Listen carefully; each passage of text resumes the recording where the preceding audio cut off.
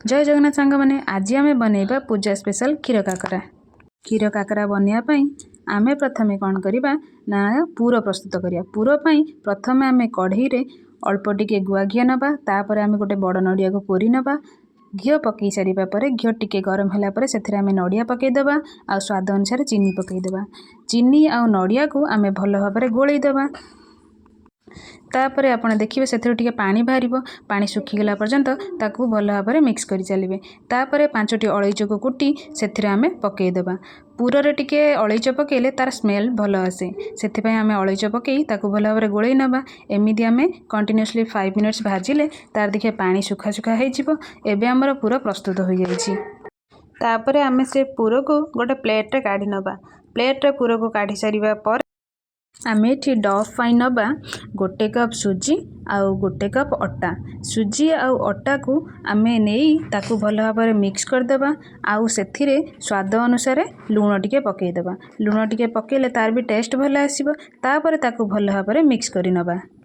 तापर पैन को गरम करि नबा आउ सेथिरे आम 3 कप क्षीर देदेबा। क्षीर दे क्षीर को भल भाव गरम करि नबा। गैस को हाई फ्लेम दे ताकू आम कवर कर नबा। कवर करदेले क्षीरटा शीघ्र गरम हो। तापर आम से पकईबा आवश्यक अनुसार चीनी आउ पान मोहरी अल्प। पान मोहरी आउ चीनी पकई सारिया पर से आम पकईबा अल्प टिके गुआ घी। कहीं आम जो डबटा प्रस्तुत करवा से गुआ घीटा पकईले से लगे ना। एबे देखंतु क्षीर आमर गरम हो जाइए। तापर आम कौन करवा ना आम जो अटा आ सुजी को मिक्स कर रखी अल्प अल्प करी ताकू पकईबा। ता सहित ताकू आम भल भाव गोलाइबा। गोलैले सेटा लगे ना कि बिंटा हेब नहीं। आपण मैंने देखिपारे एबे आमर डबटी प्रस्तुत हो जाइए। ताकू कौन करवा ना ताकू गोटे प्लेट रे काढ़ीदेबा। काढ़ीदेले सेटा ठंडा हो। तापर आम टिके पानी हाथ सेटाକୁ आम भल भाव आउटे दलीदेवा। जमी आम अटा दलते सेमती दलीदेवा। जदि आमर किसी बिंटा रही जाइए मझे तो सेटा मेल्ट हो। तापर एठी कढ़ई रे तेल गरम कर नबा कारण आपको आम छांकीबार अच्छी।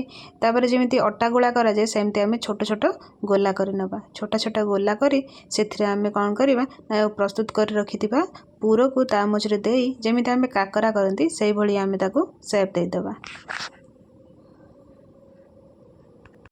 नेक्स्ट आमर आउ जो डफ गुड़ाक रहा ताकू मध्य आम एमती पूर दे प्रस्तुत कर नबा। यही गुड़ाटी आम बरुण जेहेतु ता ना बरुण बी लेटर गोटे मुझे बनई नहीं। तापर तेल तो आमर गरम हो गलानी। गोटे गोटे करी से जो आम कर रखि गुड़ा को ए पकई ताकू आम छांकीबा। ताकू आपण मीडियम हाई फ्लेम रे ताकू आपण गरम करेंगे। तापर गोटे छोट चामच साहाय्य ताकू मझे मझे टे नौटेबे। देखिए टिके तार कलर लाल आसला पर्यंत ताकू नौटोथे एपट सेपट करिया। तापर गोटे जगार गोटे पेपर नहीं जावा कारण कौन छंका छंकी जिनस को आम काढ़ला बेले पेपर रखिले से आ तेल लगे नहीं। एबे देखंतु आमर काकरा एबे तार कलर भी भल पलि आसी आ सी हो जाइए। ताकू आम बाहर कर नबा। एबे आमर क्षीर काकरा प्रस्तुत हो जाइए। चलतु एबे टेस्ट करिबा। बो आमे गुरुवार स्पेशल आज क्षीर काकरा तैयारी करछु। आपण टेस्ट करंतु आ कहंतु केमिति लागुची। मु तो केबे खाई नथिली। हाँ खाइले मु तो केबे करी नाही क्षीर काकरा। आ मो बो माने तैयारी करचंदी आ बढ़िया सुंदर टेस्ट लागुची।